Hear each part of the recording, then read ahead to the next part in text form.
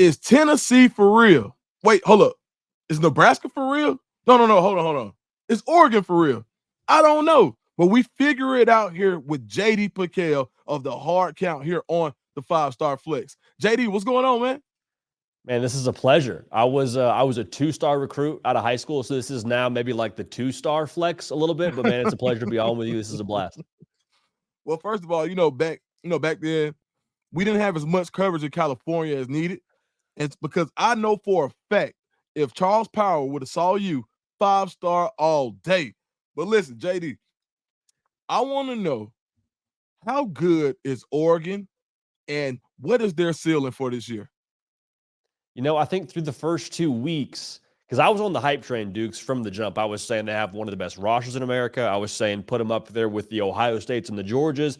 And then they go out there and look pretty lackluster against Idaho. And you say, hey, it's week 1, transfer quarterback, trying to put it together. You kind of see more of the same in week 2. So to see them look how they're supposed to look in week 3 against Oregon State, I'm definitely buying stock still. I still think they have their best football in front of them, which is encouraging because you got to have Ohio State come to town in October. I still think they're a national title contender. And I know it's early in the year. I know they haven't looked the part just yet, but to me, the thought is like this roster, once it gels and once it really starts firing all cylinders when they need to, they're going to be tough to beat. I think Dylan Gabriel, the thing with him too is as he gets more comfortable in the system and the chemistry with his receivers builds and all those things, like Bo Nix was so effective in this offense because he was hardly ever sacked. Like he caught the ball, it's out of his hands in like, a millisecond. Like he was sacked 10 times over 2 years. Dylan Gabriel through those first 2 games had 7 sacks. So I think as he gets more comfortable with where to go with the football, even before the play happens, they're going to really start cooking, in my opinion. So I like Oregon. I think they're a national title contender. All right, so this summer, Oregon had a really hot streak where they were cooking. You get the guy like DeCorian Moore, you get my man Trey McNutt, you get a lot of other players that you may not have thought that they were in the league for. But now it's been a little bit quiet in Eugene. So recruiting-wise, what do you think that Oregon has to do on the field in order for them to close on some of their top targets? Because they have a few other 5-stars that are going to visit, one being Naeem Offord, who's a cornerback committed, 5-star committed to Ohio State that Auburn's after, but he definitely is adamant about taking this trip to Oregon. If you're Oregon, what product are you trying to put on the field in order to sell a guy like Naeem Offord?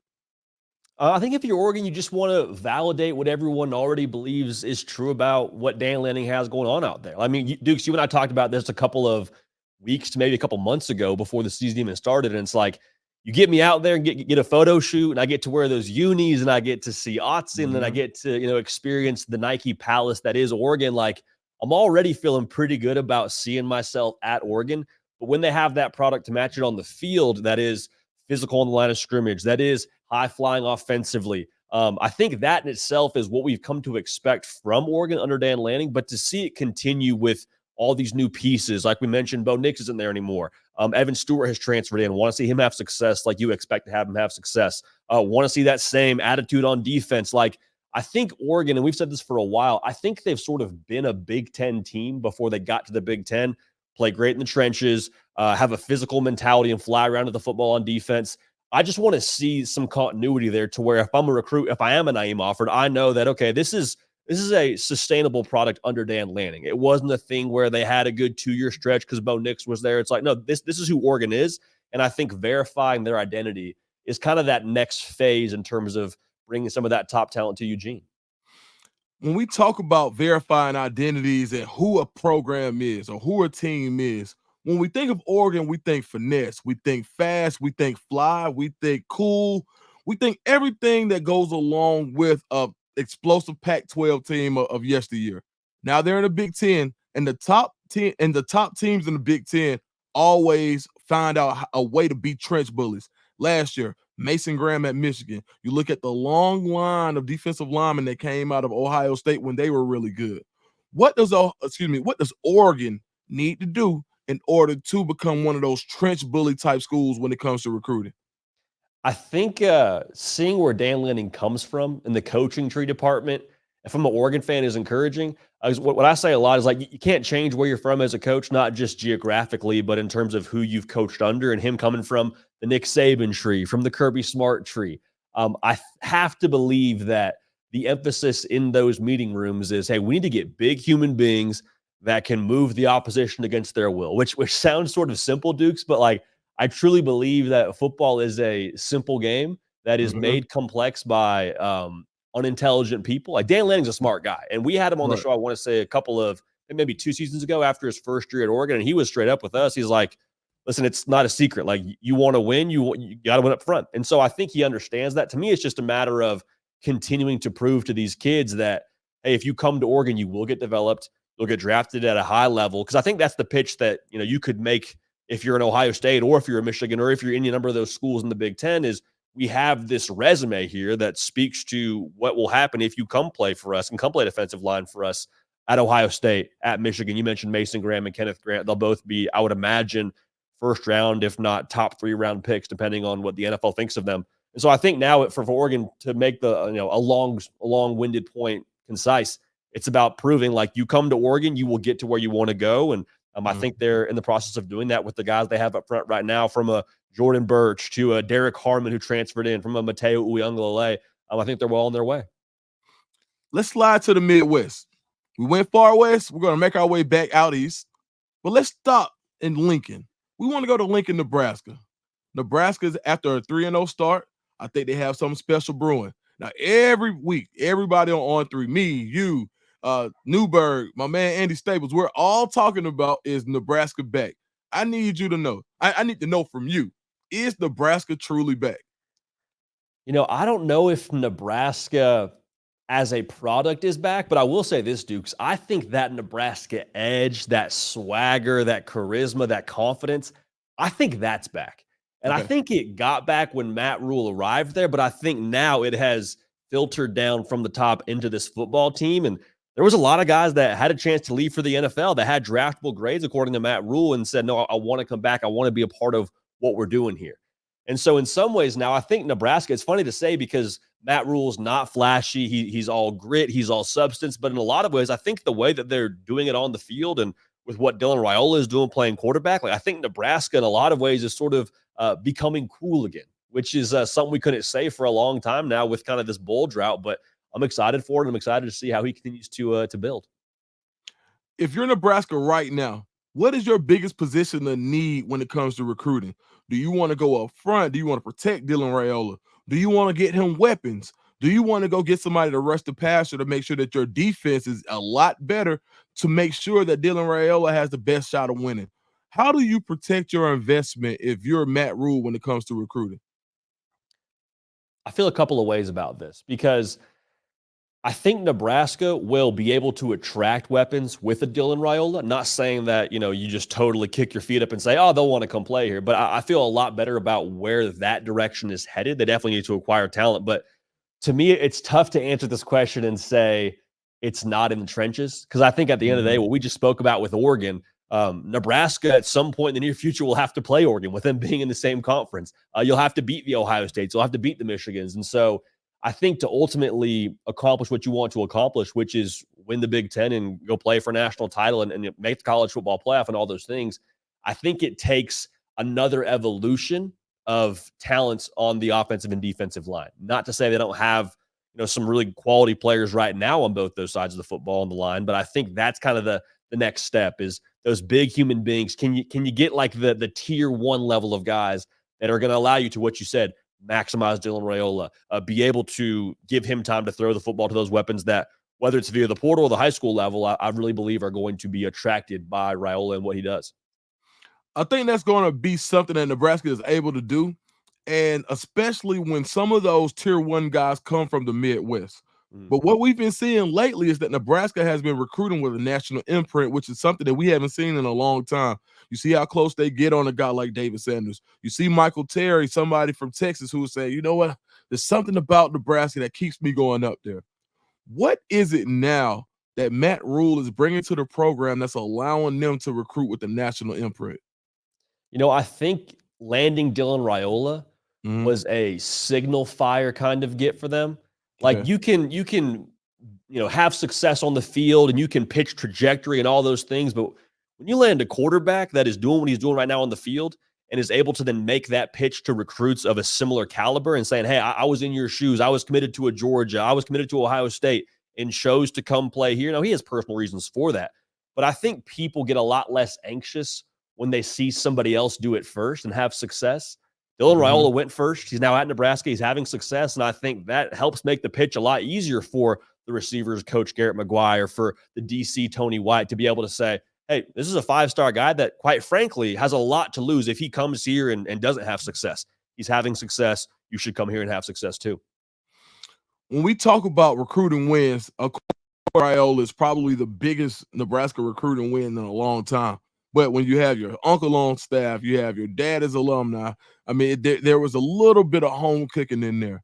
Is there anybody on their roster that you see, whether it be somebody who Nebraska recruited from high school or that Nebraska got out of the transfer portal, that you look up and you say, this guy is just as important to this roster as anybody on this roster?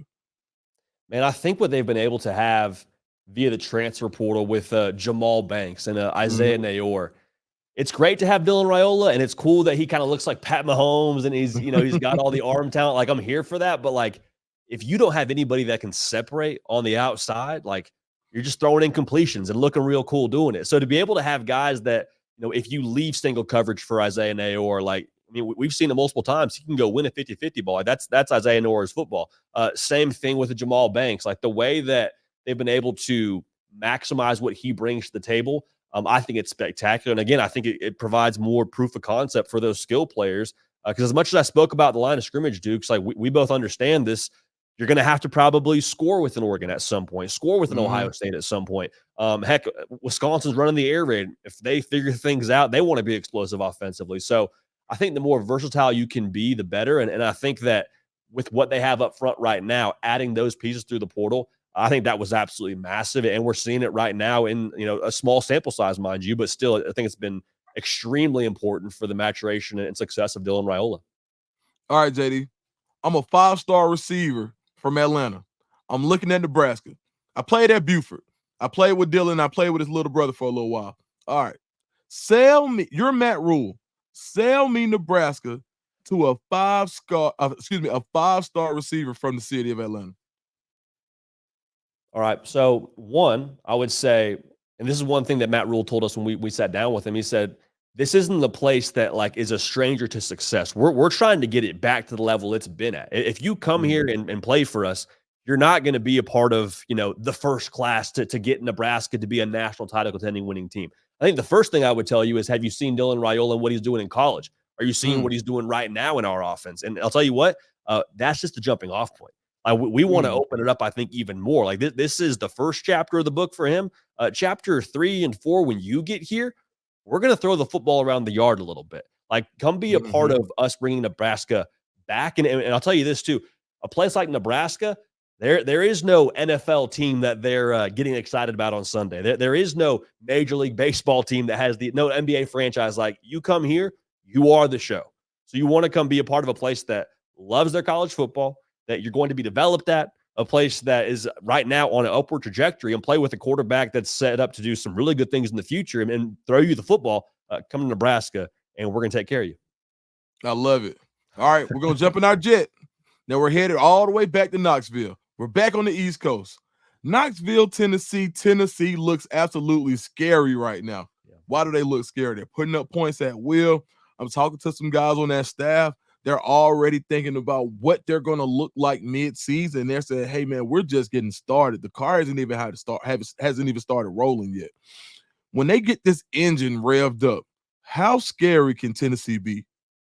Terrifying. It can be absolutely terrifying. And we talk so much around the Georgias and the Bamas and them being national title contenders. Like, what we say a lot, Dukes, is if you got a quarterback, you got a chance. And I mean, Tennessee has a quarterback without a question, Nico Imaliava. But speaking about like the rest of that roster, like speaking about what they have on the perimeter for him with the Dante Thornton and the strides he's making, they're like 12 deep or something ridiculous on the defensive line. They're in position, I think, to be super versatile, which is something we couldn't always say about a Josh Heupel football team. We always knew they would score points. We always felt pretty good about that side of the football whenever he was in charge of that, speaking to Josh Heupel. But now with how they've addressed the defense and built on defense to be able to I think hang more than fine on the line of scrimmage with the Georgia, with the Bama. That's scary because that changes the kind of styles that Nico Iamaleava and that team can play. So to your point exactly, they're trending up right now, but I don't think we've even seen their best just yet. When we talk about freshman receivers, all the talk has been around Cam Coleman, Jeremiah Smith, Hollywood Williams, Ryan Williams down at Bama. Nobody's talking about Mike Matthews. Now, this past week, who was also a 5-star guy. Now, this past weekend, you saw Mike Matthews get loose a little bit. He makes a pretty acrobatic catch.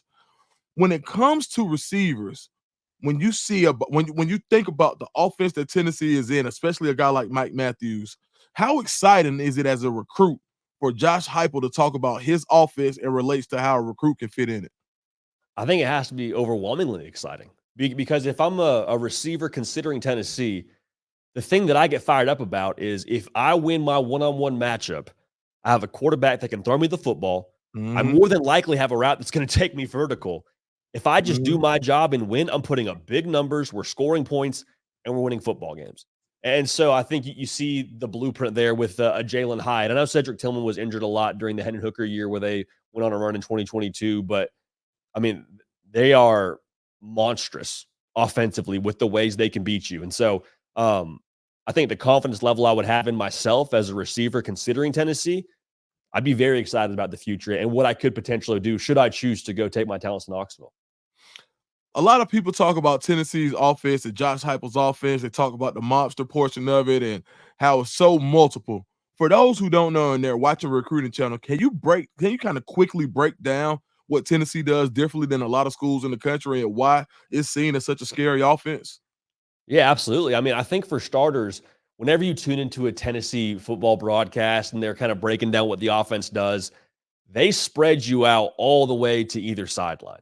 And so what that does is, one, it makes the defense have to declare their coverage a lot more. I mean, you can't really disguise if you're having to line up all the way out to the boundary. It makes it a lot harder.